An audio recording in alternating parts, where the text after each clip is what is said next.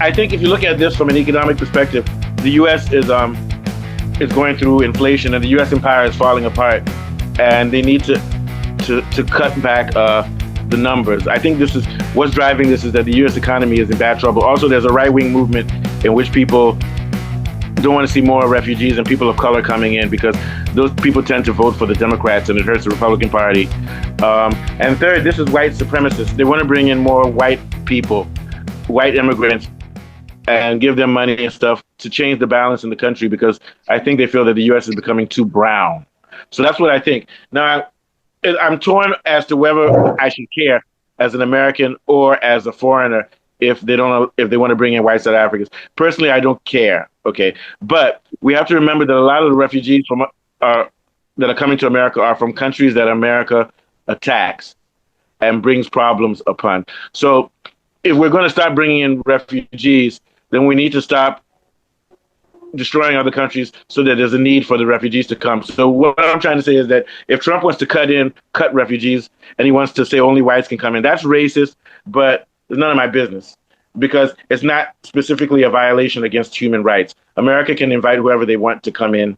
Just like in England, if you're a white person and American, you have a better chance than if you're a black Nigerian. So that's how they want to do. But this is not for immigrants, though. This is for refugees. But either way, the problem, the refugee crisis, if this thing is going to stop, we have to stop bombing and making other countries unstable for that to happen. Now, I say that, yes, stop giving refugee status to Nigerians and to black South Africans and to people of color. You know why? Because we have to sit in our countries and make them better. So Donald Trump, you want to bring in the whites? Good. Let them go. I don't have a problem with them. Let them go. You don't want to bring in black people? Cool. So now black people, you realize you're on your own. America owes you nothing. So what you have to do is come together within your country and make sure there's no situation for refugees to leave. It's going to be hard because America's causing the problem. What are your thoughts?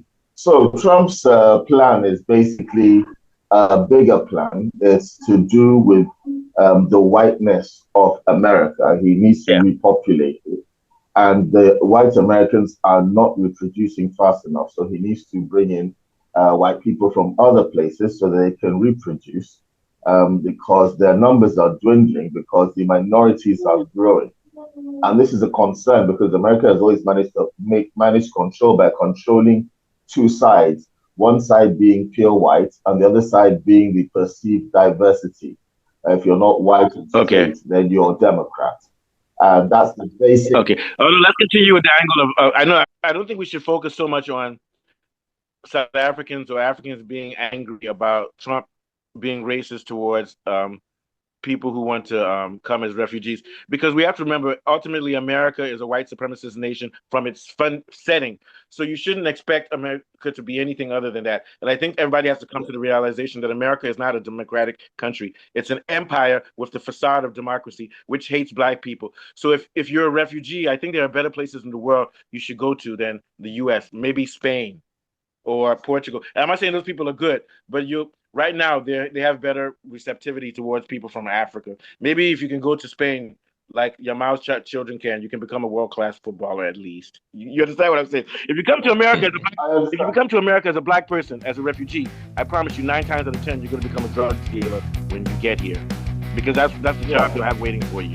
What are your thoughts on that? I mean, you can forgive a lot of people for their misunderstanding of how the propaganda of Western politics controls their minds and the way they think, whether they be white Americans or black South Africans. Many of whom are on the same suffering side because it's not white versus black. It's really actually rich versus poor. That's it. And,